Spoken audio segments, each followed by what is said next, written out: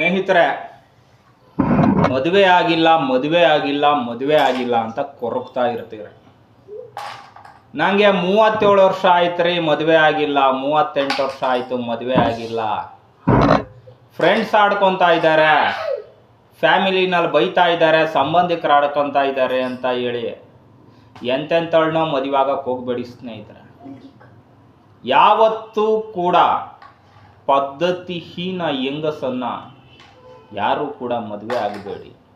ನಿಮಗೆ 38 ವರ್ಷ ಆಗಿ ಮದುವೆ ಆಗಿಲ್ಲ ಅಂದ್ರೆ ಬೇಕಾದ್ರೆ ನೀವು ಲೈಫ್ ಲಾಂಗ್ ಮದುವೆ ಆಗದಂಗೆ ಇರಿ, ಪರವಾಗಿಲ್ಲ. ಆದರೆ ಹೊಂದಾಣಿಕೆ ಮಾಡಿಕೊಳ್ಳದ ಹೆಂಗಸಿನ ಜೊತೆ ಸಂಸಾರ ಮಾಡೋದು ತುಂಬಾನೇ ಕಷ್ಟ. ಅದಕ್ಕಾಗಿ ಹೇಳ್ತಾ ಇದ್ದೀನಿ ಸ್ನೇಹಿತರೆ, ದೇವರು ನಿಮಗೆ ಹೆಣ್ಣು ಕೊಡ್ತಾ ಇಲ್ಲ, ಮದುವೆ ಆಗಿಲ್ಲ, ಓಕೆ, ಅದು ದೇವರು ಕೊಟ್ಟವನೇ ಕಷ್ಟ ಅಂದ್ಕೊಳ್ಳೋಣ. ಆದ್ರೆ ಪದ್ಧತಿಹೀನ ಹೆಣ್ಣನ್ನ ಮದುವೆ ಆಗಿ ನಿಮಗೆ ನೀವೇ ಕಷ್ಟ ತಂದ್ಕೋಬೇಡಿ.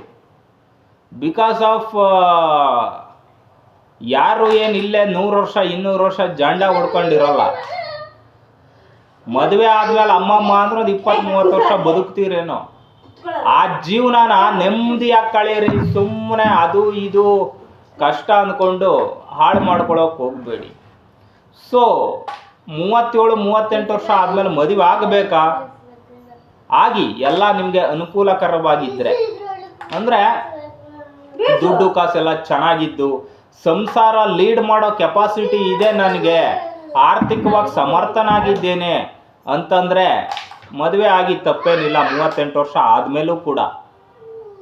ಆದರೆ ನೋಡಿಕೊಂಡು ಒಳ್ಳೆ ಹುಡುಗಿನೇ ಮದುವೆ ಆಗಿ ಅರ್ಜೆಂಟಲ್ಲಿ ಹೋಗಿ ಎಲ್ಲೆಲ್ಲಿಗೋ ಬೀಳಕ್ಕೆ ಹೋಗಬೇಡಿ. ಮತ್ತು ಇನ್ನೊಂದು ವಿಷಯ ಏನಪ್ಪ ಅಂತಂದರೆ, ಈ ಜಗತ್ತು ಅನ್ನೋದು ಮದುವೆ ಬಗ್ಗೆ ಯಾವ ಒಂದು ವಿಷಯನೂ ಕೂಡ ಮುಂಚೆ ಹೇಳೋದಿಲ್ಲ. ಮದುವೆ ಆದವರು ಕೂಡ ರಿಯಾಲಿಟಿ ಏನು ಅಂತ ಹೇಳಕ್ಕೆ ಹೋಗಲ್ಲ. ಬಿಕಾಸ್ ಆಫ್ ಯಾಕೆ ಹೇಳಲ್ಲ ಅಂದರೆ, ನಾನೆಲ್ಲಿ ಕೆಳಮಟ್ಟಕ್ಕೆ ಹೋಗ್ಬಿಡ್ತೀನೋ 4 ಜನದ ಮುಂದೆ ಅಂತ ಹೇಳ್ಬಿಟ್ಟು. ಬಿಫೋರ್ ಮ್ಯಾರೇಜ್ ಲೈಫ್ ಥರ ಆಫ್ಟರ್ ಮ್ಯಾರೇಜ್ ಲೈಫ್ ಇರಲ್ಲ ಸ್ನೇಹಿತರೆ. ಮದುವೆ ಅನ್ನೋದು ಮಕ್ಕಳಾಟ ಅಲ್ಲ. ಮದುವೆ ಅನ್ನೋದು ಹೆಣ್ಣು ಮಕ್ಕಳಿಗೆ ಹೇಗಿರುತ್ತೋ ಅದು ನಂಗೆ ಗೊತ್ತಿಲ್ಲ, ಆದರೆ ಗಂಡು ಮಕ್ಕಳಿಗೆ ಮಾತ್ರ ಅದೊಂದು ಜವಾಬ್ದಾರಿ.